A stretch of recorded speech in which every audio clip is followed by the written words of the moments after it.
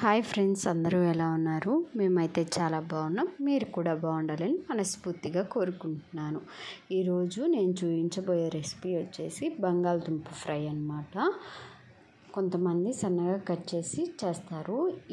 ఈ స్టైల్లో చేయండి. పప్పుచారులోకైనా, పప్పులోకైనా, రసంలోకైనా చాలా బాగుంటుంది టేస్ట్ అనేది.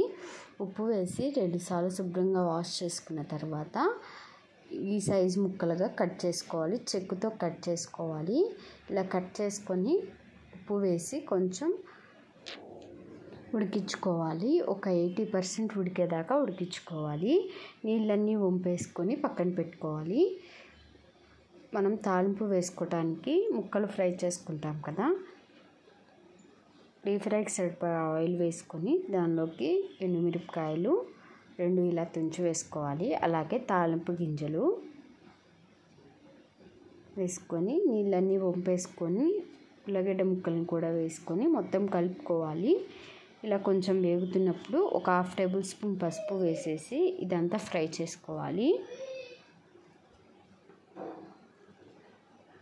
ఇలా వేసేసుకున్న తర్వాత వెల్లుల్లి కారం వేసుకోవాలి.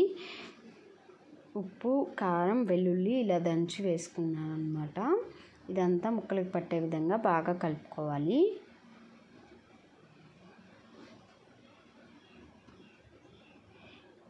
ఇలా కలిపేసుకొని స్టవ్ ఆఫ్ చేసుకోవటమే. ఎంతో సింపుల్గా అయిపోతుంది. రసంలోకి అయితే చాలా బాగుంటుంది టేస్ట్ అనేది. ఒకసారి ఈ విధంగా ట్రై చేయండి.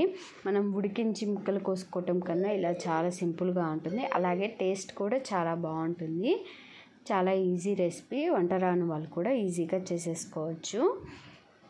పప్పుచారులో కూడా చాలా బాగుంటుంది టేస్ట్ అనేది. నా ఛానల్ని ఎవరైనా మొదటగా చూస్తున్నట్టయితే నా ఛానల్ లైక్ చేయండి, షేర్ చేయండి.